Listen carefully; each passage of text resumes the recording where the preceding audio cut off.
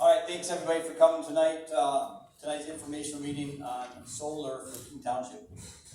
So kind of the agenda tonight is we're going to start off with the Pledge of Allegiance, turn around and take comments from the audience tonight. So 3 minutes per person, whatever you want to talk about. There's going to be a microphone in the back, so if you want to, once we get started to that part of it, you have something you want to tell us, just get in line back there and say what you got. So after that, there's going to be an introduction of our guest, and then there's going to be some question and answer. So that's kind of the format tonight. So if you want, let's start with the Pledge of Allegiance. Everybody stand up, keep your heads on. I pledge allegiance to the flag of the United States of America and to the republic for which it stands, one nation, under God, indivisible, with liberty and justice for all. Thank you.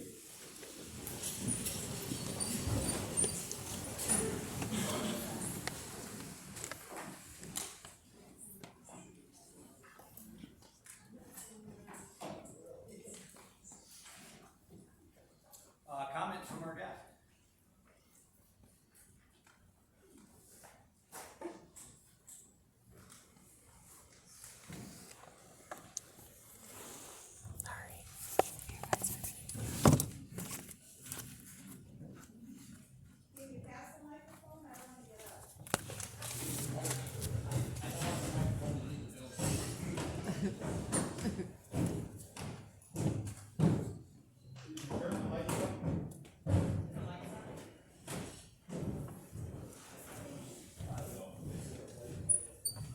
Can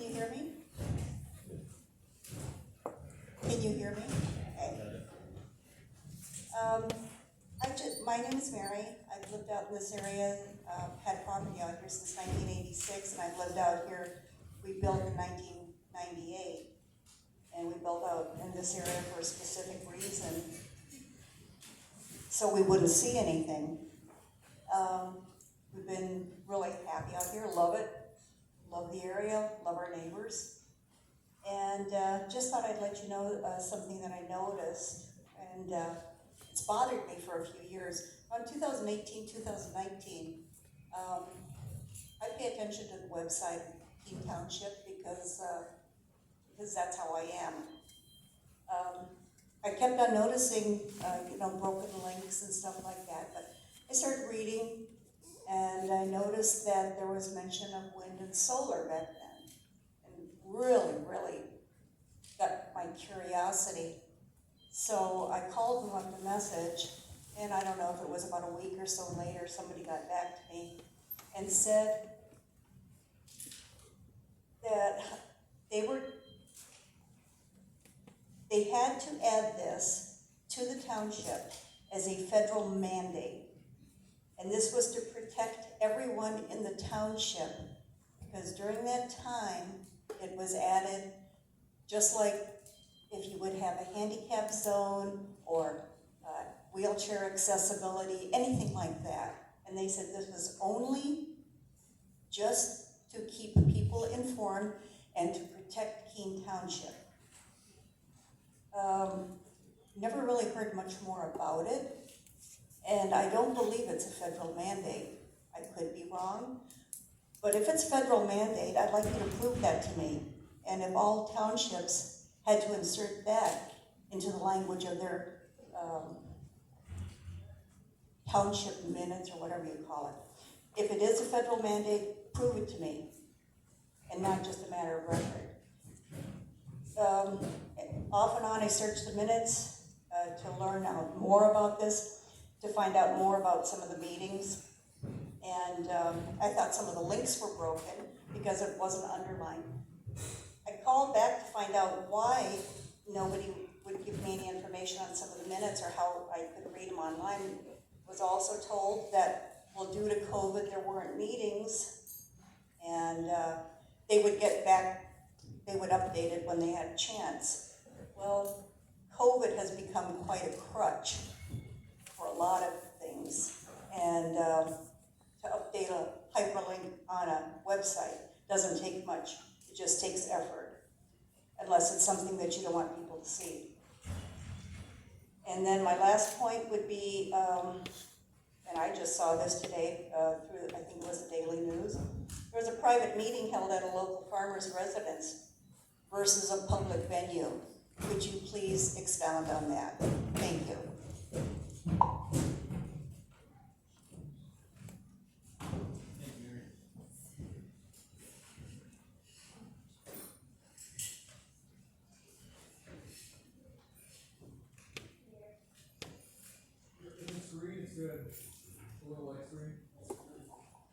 Can you hear me?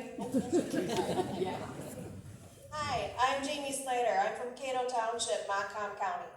I'm going to read a letter to you guys that was submitted to our local farmers on November 4th of 2019. Apex Clean Energy has expressed an interest to develop a new wind farm in our area of Macomb County and has approached our landowner group to discuss the potential of signing easements. We have convened a leadership steering committee representing approximately 15,000 acres of land in Macomb Wind Project footprint. We are exclusively negotiating in good faith with Apex for long-term wind easements with Apex Clean Energy and hope to conclude those negotiations and execute easements by the end of the year. Based on our knowledge of the community and conversations we've had with our neighbors, we believe there will be a high degree of participation in this area once the final terms with Apex are set up. This is signed by Chris Rader, Ken Rader, Brandon Carlson, Gary Nielsen, Roger Benton, Sr. and Jr., Paul Olson, Scott Karnitz, Dick Karnitz. Two of those members that are on this list are on planning commissions. Both of them are chairs. One has been forced to recuse himself. In 2020, exactly a year later, MCCU, Macomb County Citizens United, was formed. This was formed to give us, the people, a voice. We had gone a year in the dark. We had 3 major farm groups, Maines, Crooks, Sackvicks, who all filed cease and desist letters to Apex Clean Energy. They were dirty. They were going around and using those farmers as ways to get leases signed. After that cease and desist, they continued. This didn't stop them from going out and using their names, trying to muddy them up. Today in the Daily News, I read that the county commissioner, I think, for you guys, I'm not sure of his name, was trying to say, don't listen to Kevin Martis, he's big coal. Where I have grown up, the person that throws somebody under the bus is the one you need to watch. Anybody who tells you not to listen to somebody is that person you should not be listening to. They are not here representing the people. So I'm going to ask everybody a question. How many people in this group wants to see a giant solar farm go in? Please raise your hands. Now, how many do not want to? Okay, 3 minutes up. Thank you very much.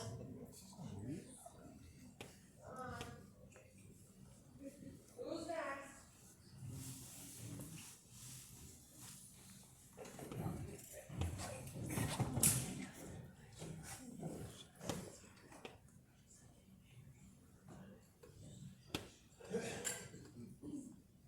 Derek Moore, Keene Township, Bowen Road.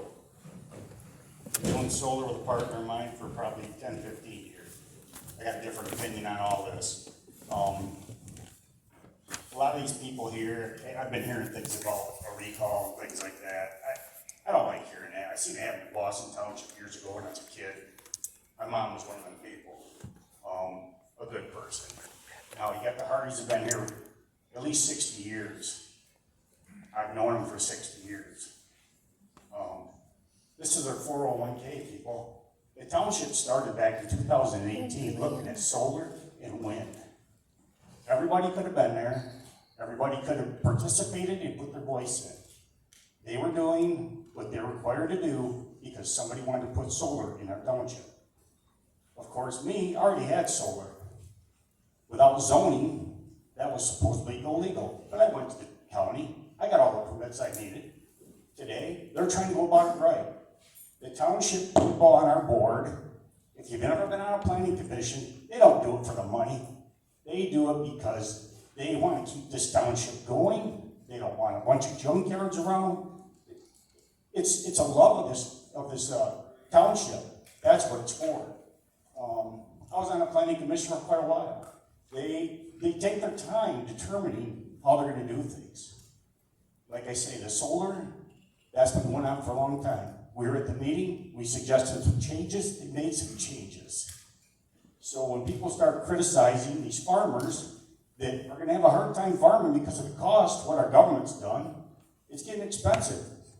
So they're looking at alternatives. They're looking at a 401k for them and their family, keeping their farm going what they can. So, I mean, probably a lot of you came into this county or in this township. You might own 5 acres, you might own 2.5 acres. You know why you can live on 2.5 acres in this township? Because of our planning commission. That's why you can do that.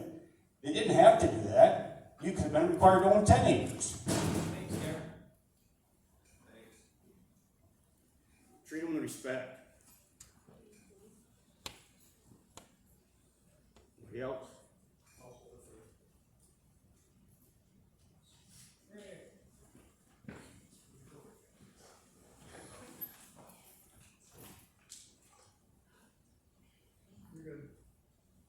So all these solar panels are going in ag fields, so it's no longer gonna be an ag field, it's gonna be a commercial field. Are they gonna be taxed commercial? Because my taxes keep going up.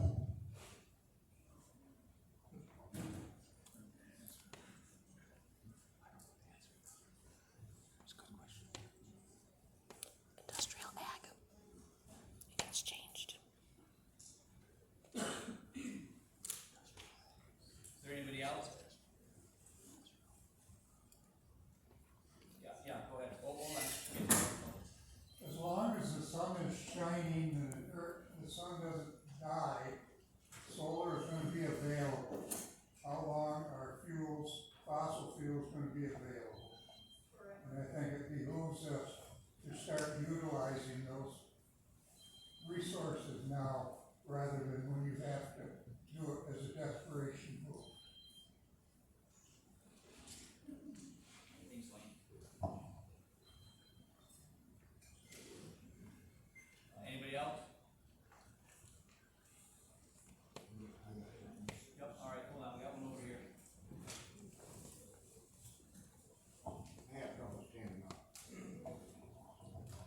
I wanna know, if they put all this solar stuff in, how come the people around this area can't be helped by it? Why can't they use it? Why is all this power going someplace else? Why can't they keep it right here in Keene Township? I don't understand why it has to go someplace else and why it has to be gone someplace else when you're putting it right here in this township. It doesn't make any sense to me at all. Solar's a good thing, but if we can't use it, what good is it to put it in? Why should we wreck all the farmland? Just so the farmers can get a little bit of 401k, that would be cool, but we still can't use the solar power. That's the only question I got.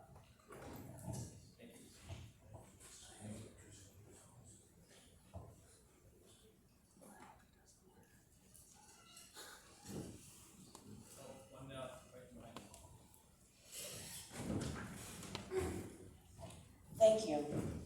So, my concern would be a few things. One, most of the fire departments around here are volunteer fire departments.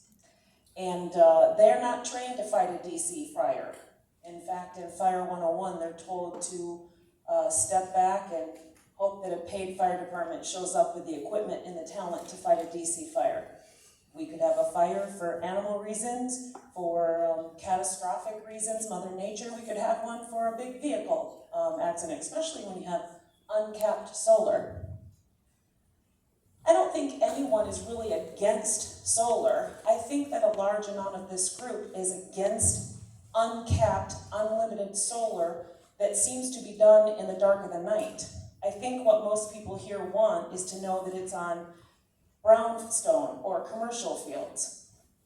I've been on a planning and zoning commission before for 2 years, and I can tell you that they don't always go diligent. We worry more about a shed being 10 feet too close to a river than we do 2,000 acres of solar in our backyard. It's ridiculous to me.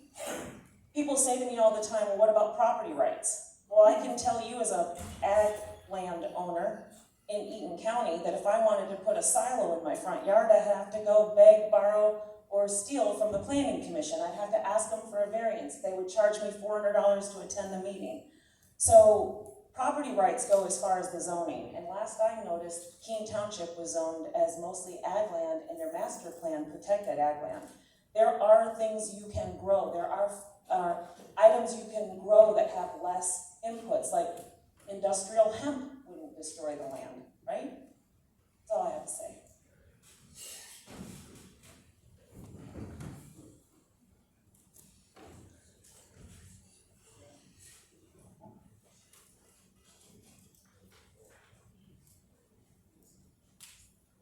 Anybody else?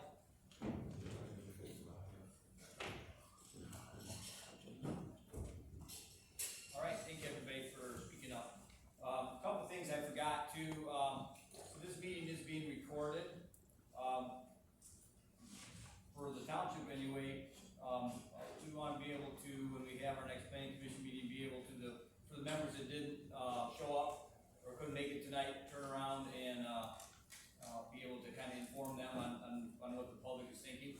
So I just want to let everybody know that's nothing other than that. It's just an easy way to be able to keep track of what was said and be able to relay that information back. So I did want to just make that note too. I forgot to say that earlier. So anyway, okay, I guess we're gonna move on. Right now we're gonna introduce our guest. I'll let them do that themselves because I didn't ask for a bio sheet. So we'll go from there. And then I think there'll be a short presentation by one of our speakers, and then we'll just jump right into the question and answer. So.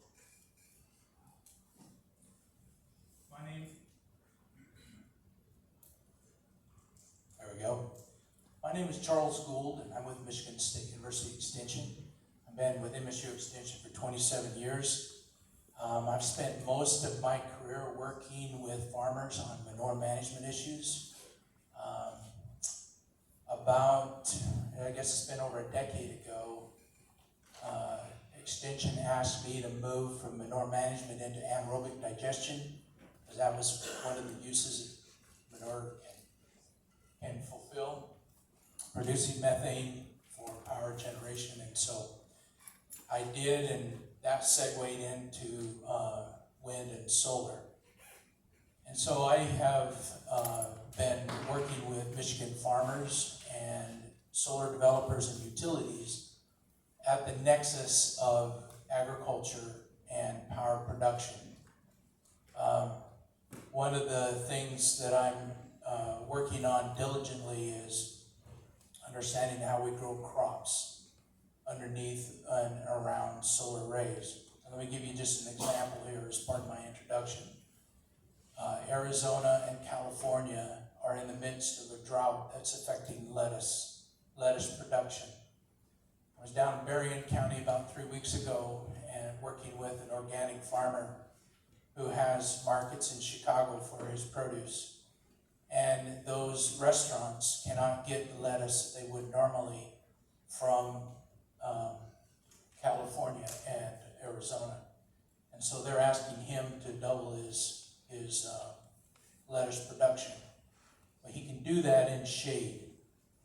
So my purpose for going to visit with him was how could he take solar on his property and grow lettuce underneath the shade of that solar array and get what we call dual use out of that land. So we have 87,000 head of sheep in Michigan. Sheep prices right now are really good. We are under capacity at Wolverine Packing in Detroit. there's markets for lamb, for sheep. And so my work has been to try to expand and develop those ag markets for farmers who choose to put solar in on their farms. Hi there, can you all hear me? Yeah. All right. My name is Neil Bishop. I'm a senior area manager for ITC Michigan. At ITC, we own and operate the high voltage electric transmission system. So we are not a solar, wind, natural gas, coal-fired nuclear power plant, electric generator. We don't make or sell electricity. We just move it for those that do. We are the largest independent electric transmission company in North America, and we're headquartered right here in Michigan. Again, in a nutshell, what ITC does is we ensure that there's a strong connection between those that generate electricity and those that use electricity. And we are what is commonly referred to as the grid. And it's our job at ITC to ensure that the grid can handle all the electric load in the state of Michigan, where it's needed and where it's coming from. So also, I think I'd advertise that we're gonna have a speaker tonight, or a representative tonight from the Invenergy, did I say that right? Got a notice yesterday that due to conflict, state they're not coming. So some of those questions I felt they could answer. We'll do what we can on it, and then just go from there. So I think from now, I think we'll get started with the content. Okay, so we're gonna start with the PowerPoint here. So we thought that we would talk about how we got in the situation that we're in right now. And I've got some slides here, and I'm just going to hit some of the highlights because I think we need to move into the question and answer part and provide some answers to some of the questions that were asked here. So if you want to go to the first slide here, hit it again, and one more time. Probably should have put those returns in. So this all started in 2008, and I remember distinctly because I started getting calls from farmers who had solar developers show up on their door with lease agreements. And it was not uncommon for a farmer to say, well, I got 3 or 4 of those lease agreements sitting on my kitchen table. And the reason that was happening is because Michigan enacted Public App 295. And it said that 10% of all the generated electricity needed to come from wind and solar, some kind of renewable source. Next slide. And keep going.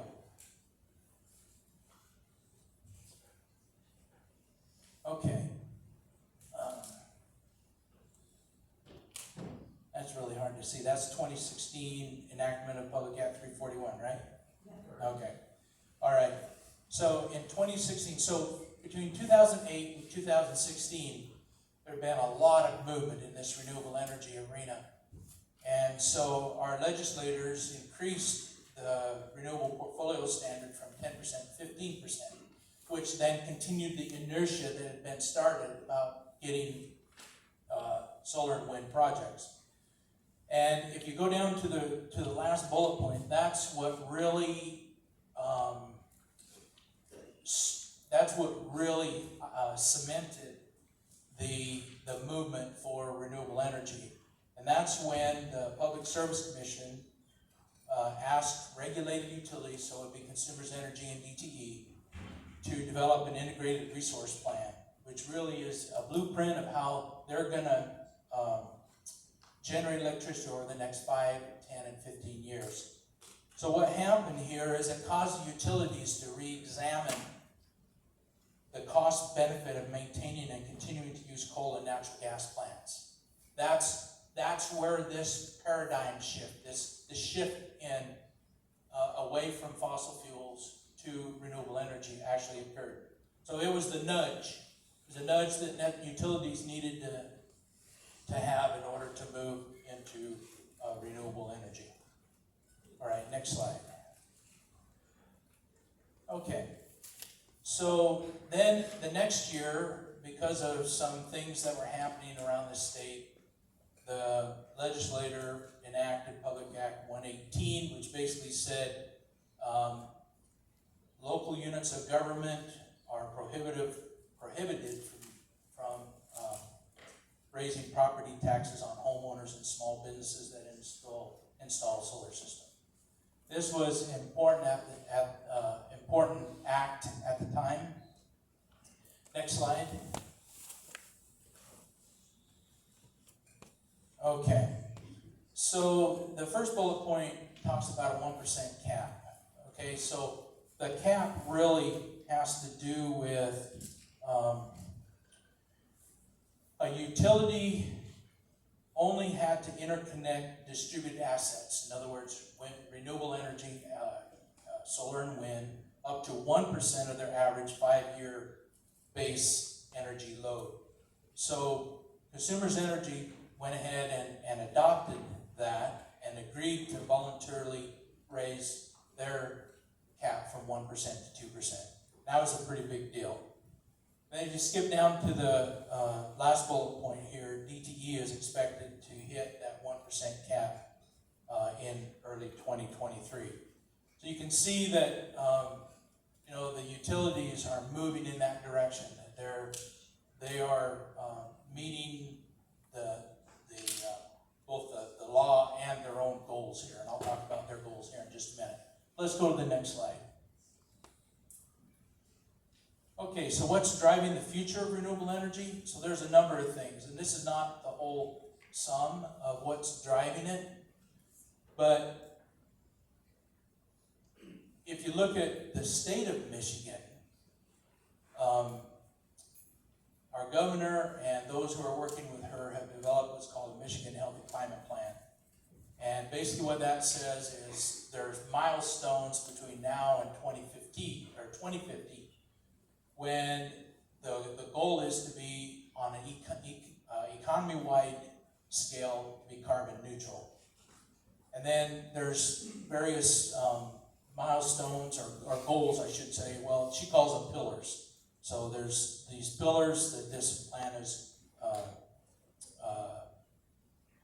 based on. And I put the link there at the bottom so you can go and take a look at that as well. Next slide.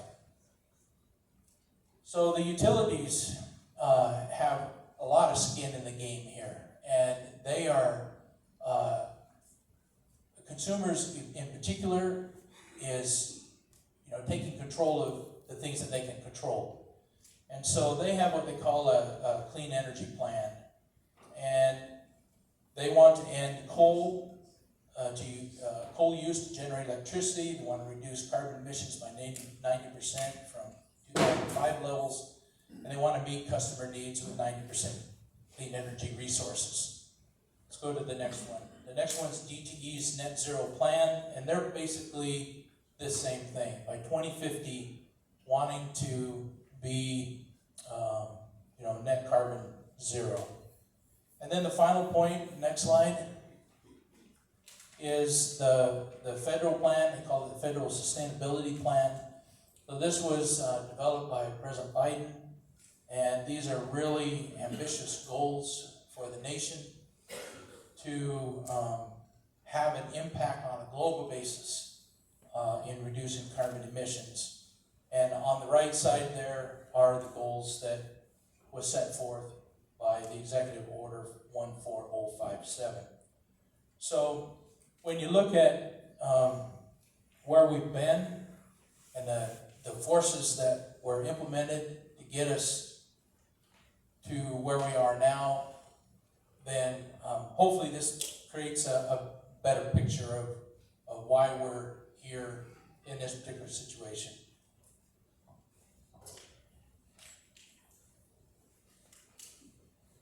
So, one thing I want to ask too, and another thing I forgot. We had a lot of trouble with cell phones going off and stuff, so everybody could just make sure they're on silent. It would just make it nice for the person next to me. So saying that, we'll move on. Well, I guess we're ready for the other PowerPoint. So this is going to be the question and answer portion. Way back in March, I'll give a little history. way back in March, we had a meeting, good turnout by the township residents. And then April, we had another meeting, they had questions. So, there were a lot of good questions we couldn't answer. So the idea was, hey, let's get a list of questions, turn around and, find somebody who can answer them, turn around and get, answer what we can, best we can. So that led to tonight's meeting. So along the way, we took questions tonight and wrote them down. And we also took, there's a couple of people that sent questions in that they thought about the next day. And then, this week I got, a bunch more. So, that's where these questions that we're gonna see came from. And, there was a lot of similar ones, so I kinda tweaked them a little bit to make them kind of flow a little better. So, at this point, there's about 5 different things. One of them is distribution. One of them is, the construction, maintenance, dismantling, and restoration of the panel.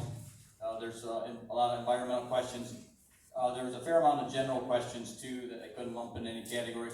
And then, just a whole lot of questions about how township ordinances work. So, I'm gonna say that for last.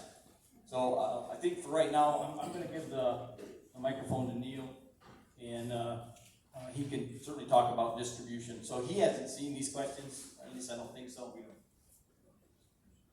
No, but you'd be able, so there's a question about why does the electricity, where does it go? Oh, yeah. So, let me do this here too, because this will at least give you an idea, because I know you can't see them from here. So those are the questions coming up. Can you hear me again? So the question was, you can read it up there on the screen, but I think the gentleman asked, why is power that would potentially be generated in Keene Township, why does it not stay in Keene Township? Well, potentially it does, based on location of your distribution substation. And again, full disclosure, ITC, we're not a distribution company. We don't sell you electricity and we don't make electricity. We just move it. We're the backbone of the grid. But all electricity comes from somewhere else. The electricity that powers these lights, that charges our phones, that powers your home, comes from someplace else, someplace not in Keene Township. The grid is an interconnected system where there are producers across the state, across the country, or generators across the state, across the country, producing electricity, and there are users across the state, across the country. Again, ITC's role is simply to connect those generators to those users. Our 2 biggest, they were mentioned earlier, but our 2 biggest customers in the state of Michigan are DTE and Consumer.